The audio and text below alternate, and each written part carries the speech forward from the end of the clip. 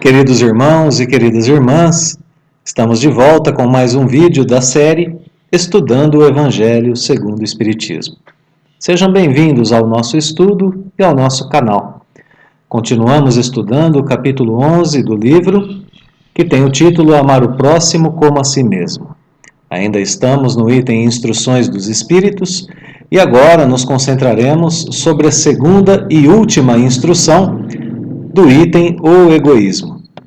Ela corresponde ao subitem 12 do capítulo, que é composto por 3 parágrafos com a instrução do Espírito Pascal, de 1862. Em resumo, nós podemos dizer que esse item nos ensina que o amor fundamenta a caridade e que esta, por sua vez, é a virtude que elimina de nós individualmente o orgulho e que elimina os males que ainda estão presentes na vida da humanidade enquanto sociedade. Então nós temos todo esse caminho explicado nesse item do Evangelho. Temos também a orientação sobre como vencer em nós o orgulho e o egoísmo para melhor desenvolvermos o amor e praticarmos a caridade. Esse é o resumo do item. Para a ideia de continuidade, nós vamos lembrar que o item anterior, que já falava sobre o egoísmo, não é? O apresentou como sendo uma chaga, como sendo uma ferida. Nesse item, nós estudamos mais profundamente os bons efeitos do amor, da caridade, e os efeitos maléficos do orgulho e do egoísmo quando estão em nós, tanto individualmente quanto coletivamente. Tudo isso para aprendermos a dirigir melhor as nossas vidas pelos caminhos que nos levarão ao progresso, escolhendo viver nessas virtudes chamadas amor e caridade. Portanto, esse item, a ideia de continuidade é simples, né? Nós temos a continuidade do tratamento dessas feridas chamadas de orgulho e de egoísmo. Então vamos agora ao primeiro parágrafo dos 3 que compõem o item, e ele começa da seguinte forma: se os homens se amassem com mútuo amor, mais bem praticada seria a caridade. Mas para isso, mister necessário, fora vos esforçasseis por largar essa couraça que vos cobre os corações, a fim de se tornarem eles mais sensíveis aos sofrimentos alheios. A rigidez mata os bons sentimentos. O Cristo jamais se excusava. Não repelia aquele que o buscava, fosse quem fosse. Socorria assim a mulher adúltera como o criminoso. Nunca temeu que a sua reputação sofresse por isso. Quando o tomareis por modelo de todas as vossas ações? Se na terra a caridade reinasse, o mal não imperaria nela. Fugiria envergonhado. Ocultar-se-ia, visto que em toda parte se acharia deslocado. O mal então desapareceria. Ficai bem certos. Então, nesse primeiro parágrafo, nós temos, na primeira frase, já o amor mútuo entre os homens como uma condição, não é, para a caridade bem praticada. O amor de uns para com os outros aparece como essa condição para a boa prática da caridade ou para a prática da caridade, ao mesmo tempo em que o orgulho aparece como obstáculo para que isso aconteça. Essa couraça, né, que é colocada aqui são as imperfeições como o orgulho e o egoísmo, né?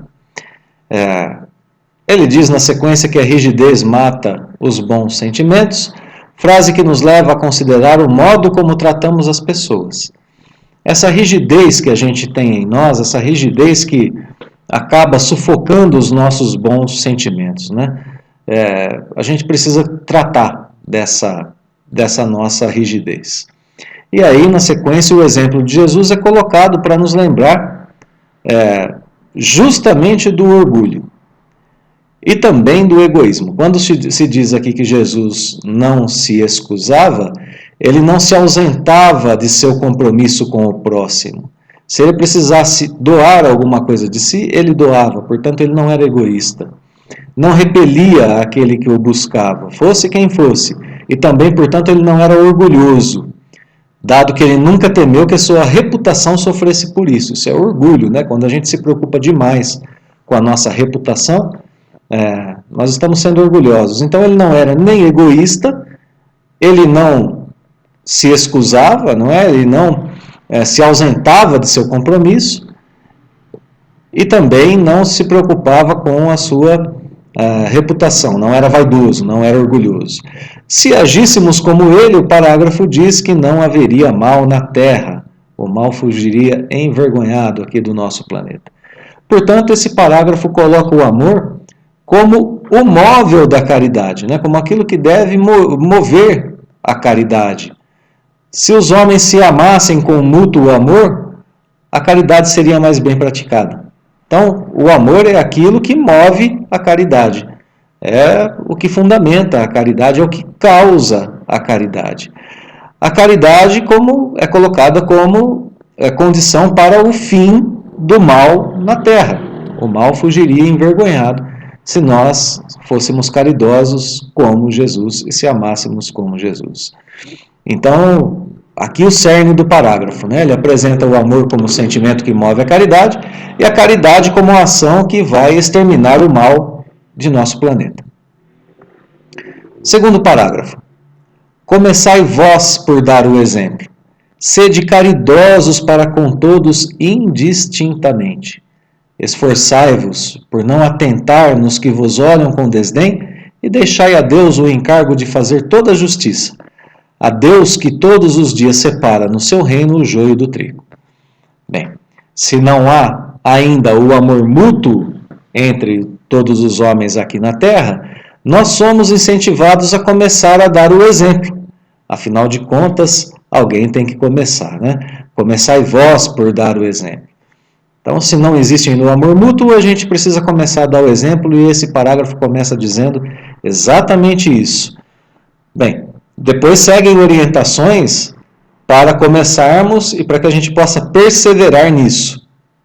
Então, quais são essas orientações? No que diz respeito à nossa convivência com o próximo, fazer a caridade a todos indistintamente, sem distinção, a todos, qualquer um que precise, que a gente faça a caridade. Em segundo lugar, ainda em nossa vida de relação com os outros, não nos importarmos com a opinião que outros possam ter em relação a essa nossa atitude de sermos caridosos. Não prestarmos atenção naqueles que nos olham com desdém quando estamos fazendo a caridade. E isso, infelizmente, ainda acontece aqui na Terra, né? Terceira e última orientação, no que diz respeito à nossa relação com Deus agora. Confiar em Deus para que se faça a justiça. A gente faz a caridade e deixa a Deus o encargo de fazer justiça. Todos os dias ele separa em seu reino o joio do trigo. Então a gente precisa confiar em Deus, fazer a caridade e confiar em Deus. Parágrafo que nos ensina o meio de viver na caridade, em perseverança e em construção da caridade, dessa importante ação movida pelo sentimento do amor. Parágrafo pequeno, mas muito profundo, né? Repleto de ensinamentos para a gente. Segue o texto em seu último parágrafo, o Espírito Pascal escrevendo o seguinte: o egoísmo é a negação da caridade. Já foi assim definido em outros pontos do item anterior, inclusive do capítulo, né? Ora, sem a caridade não haverá descanso para a sociedade humana. Digo mais, não haverá segurança. Com o egoísmo e o orgulho, que andam de mãos dadas, a vida será sempre uma carreira, uma corrida, né? Em que vencerá o mais esperto, uma luta de interesses, em que se calcarão aos pés as mais santas afeições, em que nem sequer os sagrados laços da família merecerão respeito. Então aqui a gente tem a consequência, nesse parágrafo, ou as consequências da vida vivida em egoísmo. Ele começa dizendo que o egoísmo é a negação da caridade, portanto ele deve ser combatido. Por quê? Porque os seus efeitos estão descritos aí no parágrafo e são muito nocivos à humanidade. Esses efeitos são falta de descanso, falta de segurança, essa situação em que passa a valer mais a esperteza no jogo de interesses individuais do que os afetos mais puros e os laços de família. Então, mais vale, né, essa corrida pelas coisas materiais, a esperteza para se vencer nessa corrida pelas conquistas materiais, do que os afetos puros, as amizades, os laços de família e assim por diante. Esse é um quadro que nós não queremos, né? Estamos cansados desse quadro aqui na Terra, no que diz respeito à convivência humana. Então, nós aprendemos aqui, nesse parágrafo, que o orgulho e o egoísmo, ou nesse item todo, como um todo, né? Que o orgulho e o egoísmo andam juntos. Bem, vamos lembrar um pouquinho que no item anterior, nós vimos que o egoísmo é o filho do orgulho. Ele foi definido assim, por isso eles andam juntos, né? Que ele é um destruidor de inteligências, um devorador de inteligências. A pessoa passa a agir de forma menos inteligente quando ela é orgulhosa e quando ela é egoísta. Ela passa a se prejudicar mais na vida terrena, né? Por isso aprendemos aqui a não nos importarmos com nossa reputação, é exemplo de Jesus, e a doarmos aos outros o que tivermos de melhor em nós quando isso for necessário. Isso é combater o orgulho e o egoísmo em nós. Bem, consideremos ainda que é melhor termos boa reputação diante dos olhos de Deus do que diante dos olhos dos homens, não é? Nesse item nós aprendemos também a praticar a caridade como sendo esse o principal meio de combater em nós o egoísmo e de evitar os males que ele ainda causa e que se evidenciam ainda, infelizmente, na nossa convivência aqui na Terra. Nós temos aqui nesse último parágrafo a justificação, ou podemos dizer que esse parágrafo, melhor dizendo, até justifica a prática da caridade, citando os males que advêm, né, do orgulho e do egoísmo.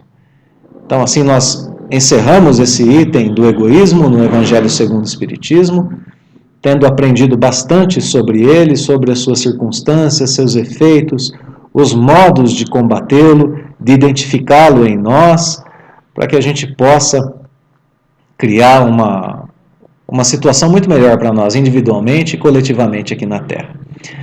Como sempre, deixamos o nosso fraterno abraço, convite à continuidade dos estudos de O Evangelho segundo o Espiritismo, essa obra tão importante para todos, e os votos de que Deus nos abençoe hoje e sempre, além do nosso agradecimento, claro, pela companhia nos estudos.